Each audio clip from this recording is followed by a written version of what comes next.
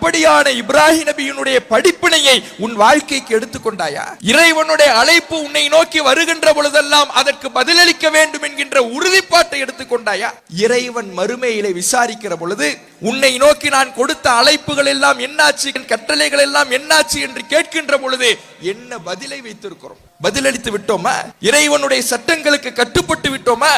அதை விட்டு தூரமாகி கொண்டிருக்கிறோம். இதுல கவனிக்க வேண்டிய விஷயம், இப்ராஹிம் நபியினுடைய வாழ்க்கை தருகின்ற மிக முக்கிய படிப்பினையே, எப்போதெல்லாம் இறைவனுடைய அழைப்புகளும் இறைவனுடைய கட்டளைகளும் நமக்கு நினைவூட்டப்படுகிறதோ அப்போது அதற்கு எந்த தயக்கமும் இல்லாமல் கட்டுப்படக்கூடியவர்களாக இருக்க வேண்டும். அஸ்ஸலாமு அலைக்கும் வரஹ்மத்துல்லாஹி வபரகாத்துஹு. கண்ணியம் நிறைந்த எல்லாம் வல்ல அல்லாஹ்வின் நல்லடியார்களே, இஸ்லாம் காட்டி தந்திருக்கின்ற 2 பெருநாட்களில் ஹஜ் பெருநாள் தினத்தை நாம் அடைந்து அதன் வணக்கத்தின் ஒரு பகுதியாக இருக்கிற தொழுகையை மட்டும் நிறைவு செய்து நாம் அமர்ந்திருக்கின்றோம்.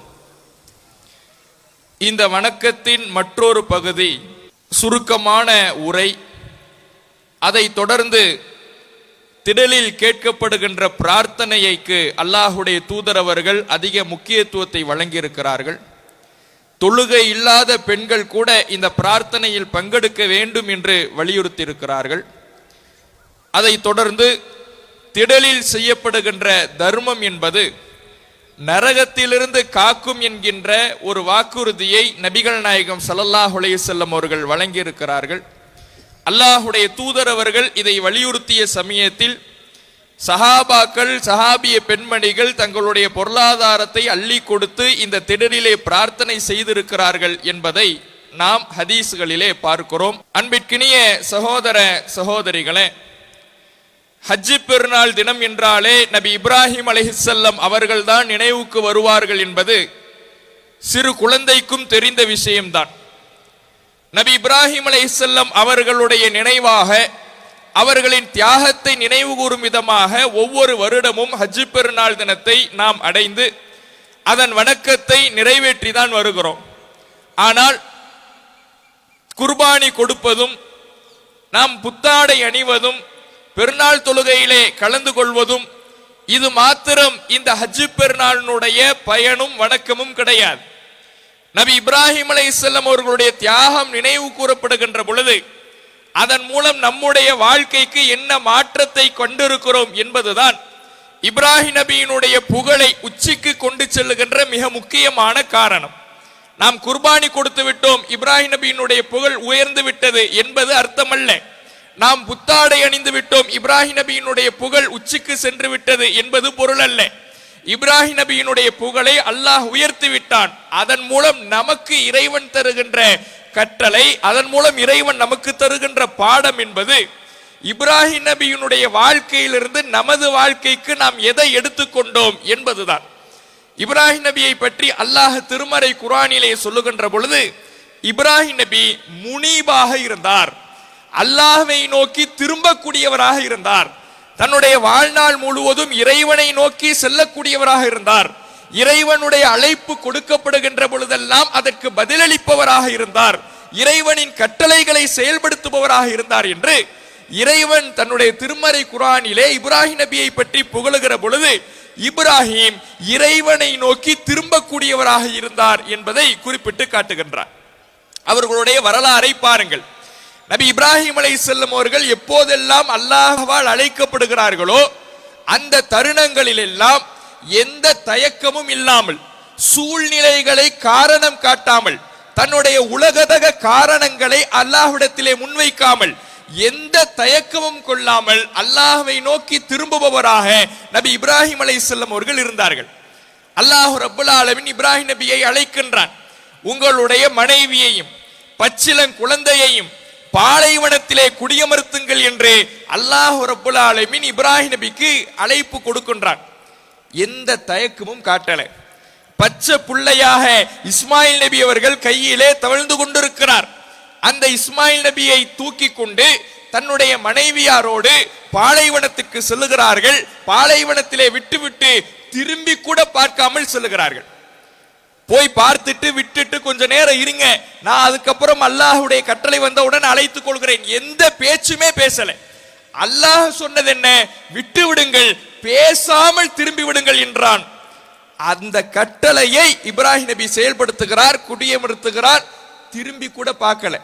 மனைவியார் பின்னாடியே ஓடி வராங்க. ஐன ததுஹபு வ தத்ருகுனா பிவாதின் இல்லதி லைஸ ஃபீஹா இன்சுன் வலா ஷை. மனித நடமாட்டமும் எந்த ஒரு பொருளும் இல்லாத இந்த பாலைவன காட்டிலே எங்களை விட்டுவிட்டு எங்கே செல்கிறீர்கள்? திரும்ப திரும்ப பின்னால் வந்து கேட்டுக்கொண்டே இருக்கிறார்கள். செவிகளிலே குழந்தையினுடைய அழுகுரல் கேட்கிறது, மனைவனுடைய அழைப்பு கேட்கிறது. திரும்பி கூட பார்க்கவில்லை, சென்று கொண்டே இருக்கிறார். காரணம், அல்லாஹ் சொன்னான் என்ற ஒரே காரணத்திற்காக.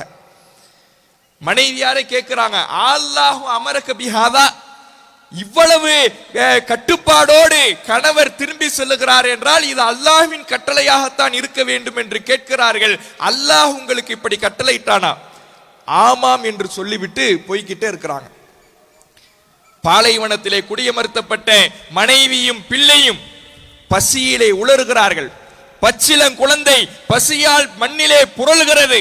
அந்த குழந்தைக்கு பாலூட்ட பால் இல்லை, அந்த குழந்தைக்கு தண்ணீர் கொடுக்க தண்ணீர் இல்லை, உணவு இல்லை. தன்னுடைய பசியையும் தன்னுடைய குழந்தையினுடைய பசியையும் போக்குவதற்கு எந்த ஒரு வசதியும் இல்லாமல் அந்த தாயாரும் பிள்ளையும் பாலைவனத்திலே பசியிலே உழன்று கொண்டு இருக்கிறார்கள். யோசித்து பாருங்கள், பச்சை பிள்ளைய இறைவன் சொல்லிவிட்டான் என்கின்ற ஒரு காரணத்திற்காக பசியை பொருட்படுத்தாமல் இறைவனுடைய கட்டளையை செயல்படுத்த வேண்டும் என்று இப்ராஹிம் நபி நகர்ந்து சென்றார். மனைவியை பற்றி யோசிக்காமல் கடந்து சென்றார். அதனால் இறைவன் ஜம்சம் என்கின்ற ஒரு நீரூற்றை பரிசாக வழங்கினான். அடுத்து ஒரு அழைப்பு வருகிறது. இந்த குழந்தை வளர்ந்து பெரியவராகி விடுகிறார், உழைக்கும் பருவத்தை அடைந்து விடுகிறார். அந்த சமயத்திலே அல்லாஹ் அழைத்து சொல்லுகிறான், வளர்ந்து விட்ட இந்த மகனை, உழைக்கும் பருவத்திலே இளமை பருவத்திலே இருக்கின்ற இந்த மகனை நீங்கள் அறுத்து பலியிடுங்கள் என்கிறார். அழைப்பு கனவிலே வருகிறது. மகனிடம் அழைத்து சொல்லுகிறார், இன்னி அராஃபில் மனாமி அன்னி அல்பஹுக்க ஃபன்லுர் மாதா தரா, நான் உன்னை அறுக்கின்ற வகையிலே கனவிலே பார்த்தேன், நீ என்ன நினைக்கிற?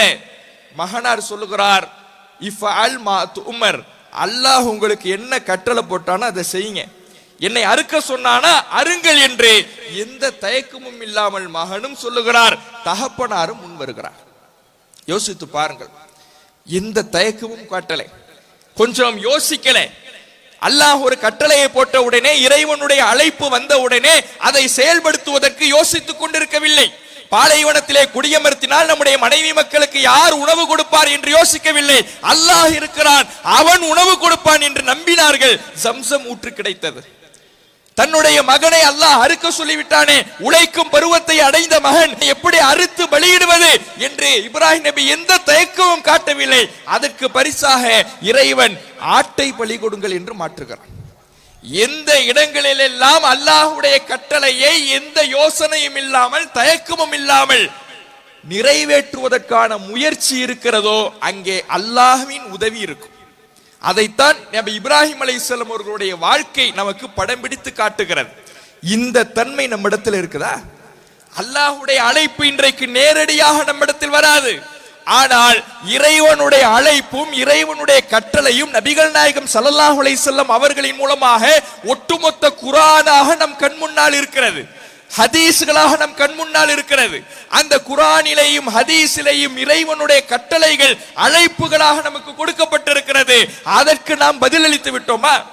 ஒவ்வொரு நாளும் ஐவேளை தொழுகையிலே பாங்கோசை எழுப்பப்படுகின்ற பொழுது அல்லாஹ்வை நோக்கி நாம் அழைக்கப்படுகின்றோமே, நாம் வியாபாரத்தை காரணம் காட்டாமல், மற்ற எந்த உலக விஷயங்களையும் காரணம் காட்டாமல், கேளிக்கைகளையும் கூத்துக்களையும் காரணம் காட்டாமல் இறைவனுடைய அழைப்பை நோக்கி சென்று விட்டோமா?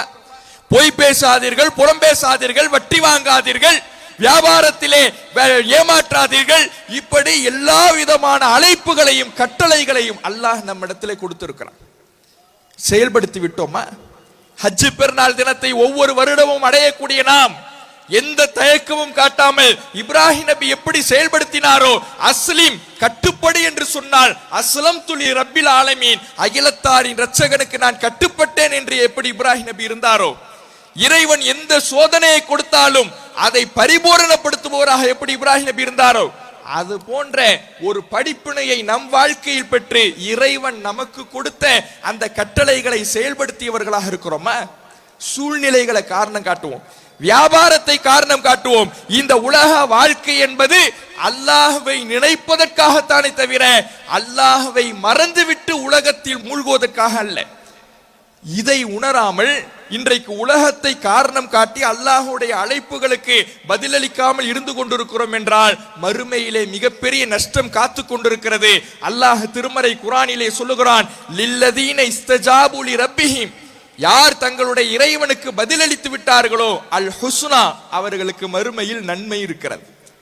வமல்லம் யஸ்தஜீபு லஹு, யார் அல்லாஹ்வுடைய அழைப்புக்கு பதிலளிக்கவில்லையோ அவர் இறைவனுடைய தண்டனையிலிருந்து தன்னை தற்காத்துக் கொள்வதற்காக ஒட்டுமொத்த உலகத்தை ஈடாக கொடுத்தாலும், உலகத்தை போன்று இன்னொரு மடங்கை ஈடாக கொடுத்தாலும் அவரால் தப்பிக்க முடியாது.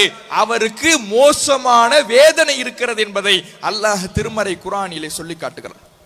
யோசித்து பாருங்கள், எத்தனை எத்தனை பாவங்களை நாம் செய்து கொண்டிருக்கிறோம், நன்மைகளை விட்டு புறக்கணித்துக் கொண்டிருக்கிறோம், தூரமாக்கி கொண்டிருக்கிறோம். நாளை மறுமையிலே அல்லாஹ் விசாரிக்கின்ற பொழுது பெருநாளுக்கு புத்தாடை அணிந்தாயா என்று இறைவன் விசாரிக்க போவதில்லை.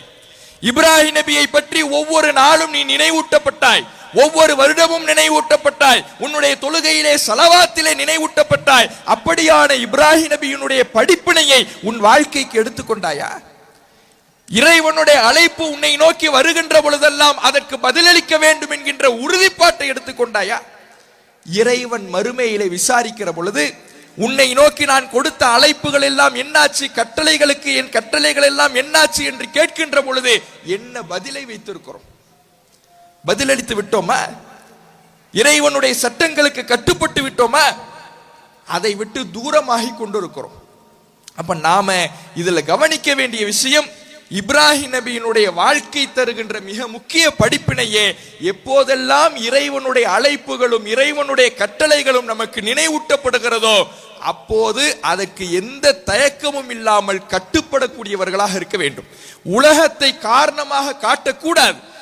நபிகள் நாயகம் ஸல்லல்லாஹு அலைஹி வஸல்லம் அவர்கள் ஒரு அறிவுரையை இந்த சமுதாயத்திற்கு வழங்குறாங்க. யஹ்ஃபதில்லாஹ் யஹ்ஃபதுக், நீங்கள் அல்லாஹ் விஷயத்துல பேணுதலாக இருந்தீங்கன்னா அல்லாஹ் உங்களை பாதுகாப்பான்.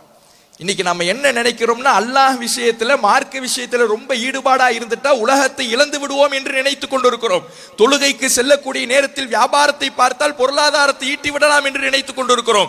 இறைவனுடைய பாதையிலே தர்மத்தை அள்ளி கொடுத்து விட்டால் நமக்கு குறைந்து விடும் என்று நினைத்துக் கொண்டிருக்கிறோம். நமக்கு 1000 தேவைகள் இருக்கிறது, 1000 வேலைகள் இருக்கிறது, வியாபாரம் இருக்கிறது. இப்படியான காரணங்களை காட்டி அல்லாஹ்வுடைய மார்க்கத்தை விட்டு தூரமாக்கி கொண்டிருக்கிறோம். இப்படி தூரமாக தூரமாக இறைவனுடைய பாதுகாப்பை விட்டு நாம் தூரமாகிறோம்.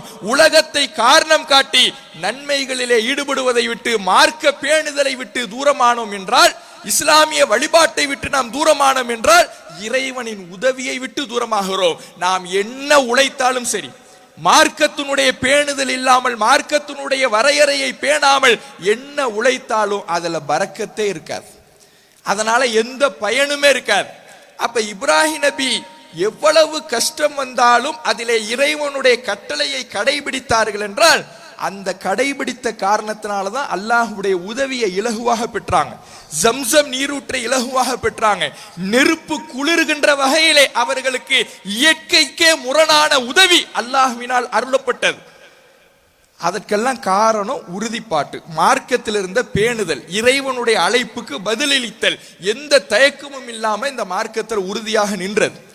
இதுதான் நம்ம ஒவ்வொருவருக்கும் படிப்பினை. அந்த படிப்பினையை நாம் ஏற்றுக்கொண்டு எப்போதெல்லாம் இறைவனுடைய கட்டளைகள் நமக்கு நினைவூட்டப்படுகிறதோ அதற்கு உடனடியாக பதிலளிக்க வேண்டும். அதில் எந்த தயக்கமும் உலகத்தை காரணமும் காட்டக்கூடாது என்கின்ற இப்ராஹிம் நபியினுடைய வாழ்க்கை தருகும் படிப்பினையை நம்முடைய வாழ்க்கைக்கு எடுத்துக்கொண்டவர்களாக இந்த திடலை விட்டு நாம் களைய வேண்டும். அதற்கு முன்பாக இந்த திடலில் நாம் ஏற்கனவே சொன்னதை போல உரையை சுருக்கமாக நாம் சுருக்குவதற்கு காரணமே இந்த திடலினுடைய பரக்கத்தை நீங்கள் அடைய வேண்டும். பிரார்த்தனையில கலந்து கொள்ளுங்கள், தர்மத்திலே ஈடுபடுங்கள். அதுதான் இந்த பெருநாளினுடைய முழு நன்மையை உங்களுக்கு பெற்றுத்தரும். அத்தகைய பரக்கத்தை அல்லாஹ் நம் வாழ்நாள் முழுவதும் தருவானாக. அஸ்ஸலாமு அலைக்கும் வரஹ்மத்துல்லாஹி வபரகாத்துஹு.